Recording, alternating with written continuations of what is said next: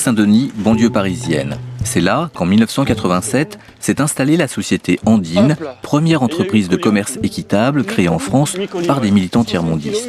Organisés en coopérative, ils essaient de démontrer que des rapports plus justes avec les pays pauvres ne passent pas forcément par la charité.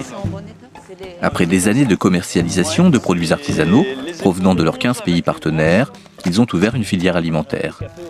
Andine travaille notamment avec des producteurs colombiens de café, réunis eux aussi en une coopérative, Co-sur-Ca. Bon, c'est vrai qu'en recevant le café comme ça, hein, Sébastien, on ressent une grande fierté parce qu'on pense à toute la filière et à tous les travailleurs qui sont intervenus avant nous. Et puis ça sent bon, et puis c'est un... Ça, il sent bon. T'as pris un café toi ce matin ? Ce café Soberano vient de Colombie, région du Cauca. Je travaille avec Co-sur-Ca, parce que c'est important d'indiquer d'où viennent les produits précisément, qui sont les hommes et les femmes qui participent à la production de ce paquet.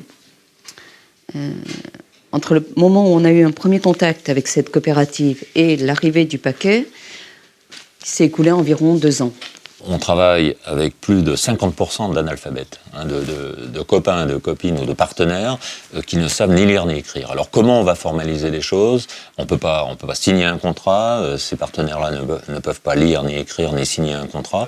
Ça nécessite beaucoup de temps, ça nécessite beaucoup d'écoute. Mais en même temps, ce qui est intéressant, c'est que tous ensemble, en avançant tous ensemble, on est en train d'inventer un autre monde, un autre fonctionnement économique. Et c'est ça qui nous intéresse. Dans la plupart des transactions commerciales, le temps, c'est de l'argent. Les prix sont fixés par quelques décideurs pressés qui détiennent les pouvoirs financiers et politiques. Dans le cas du café, ils imposent leurs conditions d'achat à des petits producteurs dont les exploitations ne dépassent pas 10 hectares.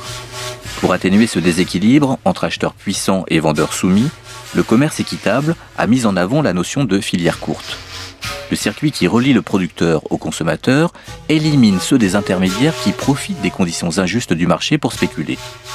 Une charte fondée sur la transparence et la traçabilité du produit va conduire le consommateur à payer un prix plus juste pour garantir une rémunération convenable au producteur.